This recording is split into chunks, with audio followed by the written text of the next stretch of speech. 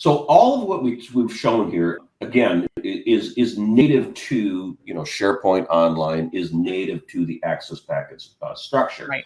The challenge is if we look back here, we had these 5 steps to just create the SharePoint structure. And then when we added in the access packages, now the admins were having to do more work. It's really, really cool, but there's a lot of clicking. And that's when we took this basic architecture and then moved it into PowerShell automation. Okay. So let's talk a little bit about, let's talk a little bit about this, the IT admin steps. Sure. Because I think exactly. this is a flow that's seemingly common, but it's a lot of steps, right? Yes. So I think if you want to walk through it real quickly here, I feel like this is something that kind of hit home how you were able to use the tooling and then automate this whole process. Exactly. So in the first step, I gave the admins, the IT admins, 5 steps. So after these 5 steps, the different departments would be delegated the ability to externally share. And then we had the deprovisioning problem. In other words, how do we know when a person leaves a hospital? Do they still need access? And that's when we then introduced the access package structure. Well, if we think about the first 5 steps, now I've bolted on create access package, add SharePoint site with blah, blah, blah. You can see now I've even added on more. I can tell you, after I said, created these more steps, they didn't invite me to lunch that day. I can only imagine, right? They were like, why'd you give us more to do? Exactly. Giving us more is not awesome, right? Exactly. But the end-to-end makes sense. And so I see that, you were kind of given this interesting position where they loved all of what it was able to do for them. However, they didn't like the manual steps. So this is where I think the automation sort of comes in. Do you want to next kind of walk through the architecture? Exactly. So let's take a look at this. So let me stop sharing and I'm going to flip over to the real-time demo here. Okay. And so I'm going to open it up this in PowerShell. I'm just going to run the script and then we can dive in and take a look at the actual code that we use to go ahead and do this. So let me get a little bit set up here. So as you can see, when we had those 6 steps and there was a lot of clicking through that. And so this is the code that I created, or the scripts. It's just done in native PowerShell to help eliminate that. Okay. So we're going to go ahead and create the structure for our solution here.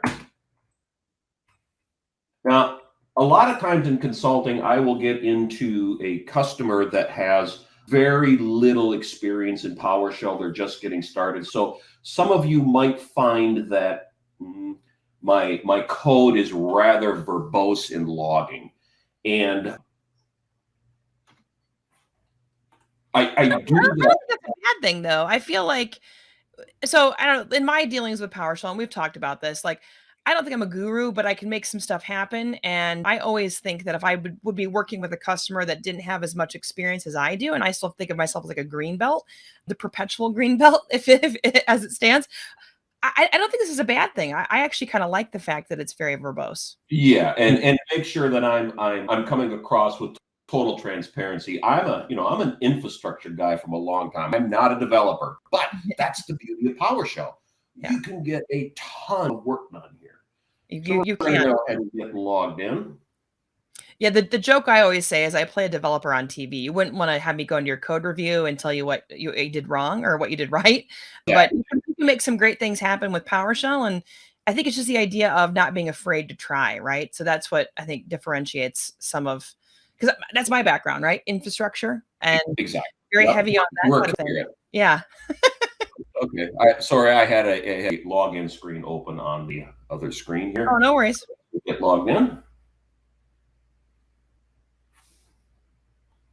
And I think the big thing to call out here is Dan is making authentication into a couple of different endpoints. So that's why he's getting a lot of prompts. Exactly. Yeah. We tried to, because I'm logging into Graph, I'm logging into SharePoint Online, I'm logging into Azure Active Directory. And as you can see, I did have to put my password in once, but after that, it's go ahead and select the account. As many of us have, we have multiple accounts that are stored in the browser cache. And so it's, yes, yes, yes, and get there. Okay. So in this example, we talked about sharing SharePoint externally with a business partner. You'll see here that I'm prompting the person running this script. Do you want to create a team or an ad hoc share? Because the same solution could be used for sharing teams externally as well. So we're going to go A for ad hoc share. That's what the customer felt was appropriate. So at the end of the day, we're sharing a SharePoint site externally. Okay, so enter the name of the business partner or team you wish to ad hoc share with. So this is the hospital in our storyline here we want to share forth. And it says, this will be the name of the SharePoint folder that's created and shared with the partner. So we'll call it Hospital 1.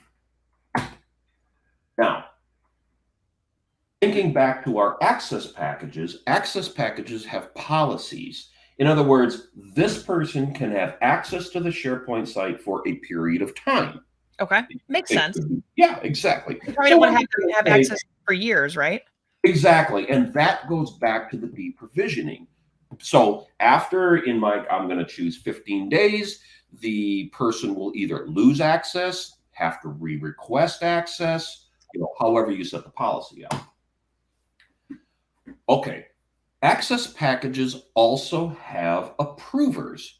So in other words, should a business partner request access after their time has been up, this is where the request gets routed to.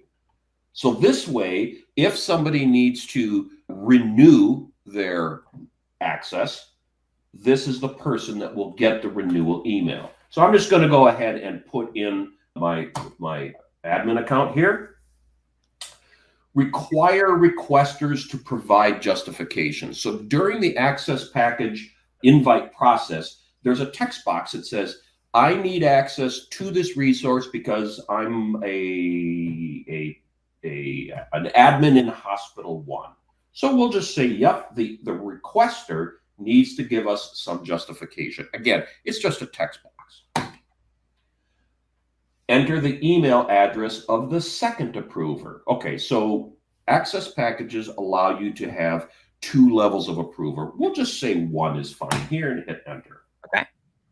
And now we're off to the races. So we're creating the access package. Now, again, think back to those 6 steps where Dan didn't get invited to lunch. This is the script that we're solving here. One of the interesting things as I started exploring Graph and automating this was there were some times that we had to wait for the cloud to catch up. Yes, we've all been bitten by that bug. Exactly. Where you execute something and then the object doesn't exist in the directory because of global replication, and they have to do a magic sleep. Exactly. Right? Yeah. So this kind of goes back to, look, I'm very verbose because when people see scripts, and especially when they're not familiar with them, they want to know something's going on. Is it doing something? Right. So hence this. So sleeping 2 seconds to allow cloud objects to be created. But I gotta tell you, when you think about the fact that we can do all of this in a global situation, I mean, Azure AD is amazing, right? It is. Think back to the early 2000s when we would wait for AD site replication. Oh, I know. Let's pretend that didn't happen. Exactly. So, putting a couple sleeps, a couple retries is a pretty inexpensive coding thing to do to make sure this.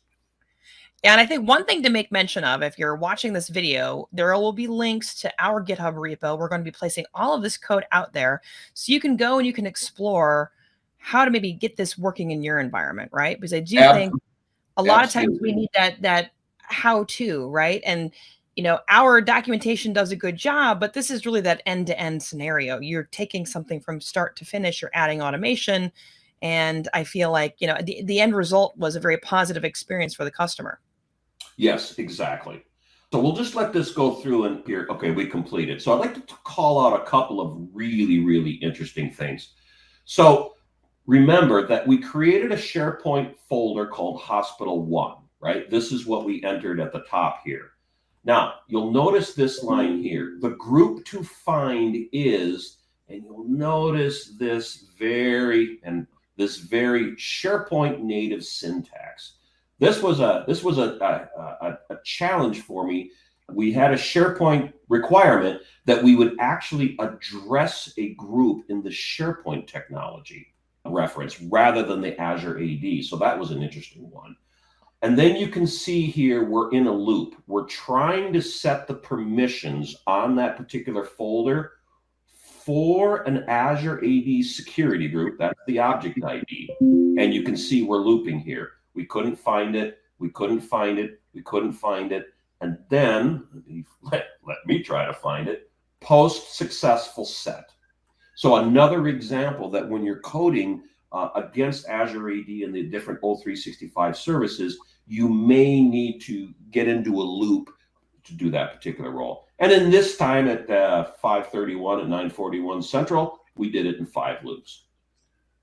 And then we remove the external visitor role, and then we're done. So let's take a look and see what that actually did here. Okay, so we came down, we had our catalog here. Remember, the catalog is where we do delegation. And then within the catalog, you'll notice we now have Hospital 1. Okay, this is what the script created. So we created an access package called Hospital 1. The access package contains 2 roles. So the first role that it contains is an Azure AD security group. Again, this was all created by the script that we saw run. The second thing that the access package does is it grants visitor access to the actual SharePoint site. So when we think back to the design, you have visitor access at the site level, then each folder below that is secured with a security group. Okay. Now, at this time, there is no one assigned to this particular access package. So an access package grants rights to multiple resources at one time, thus saving the administrative steps. Okay, so if you're thinking about this, we've kind of automated those steps that we showed earlier. We made the access packages. We then assigned the guests access to the SharePoint site. So I think what we'll do next is there's a second script that Dan will walk us through. So that'll be the next video that we'll showcase.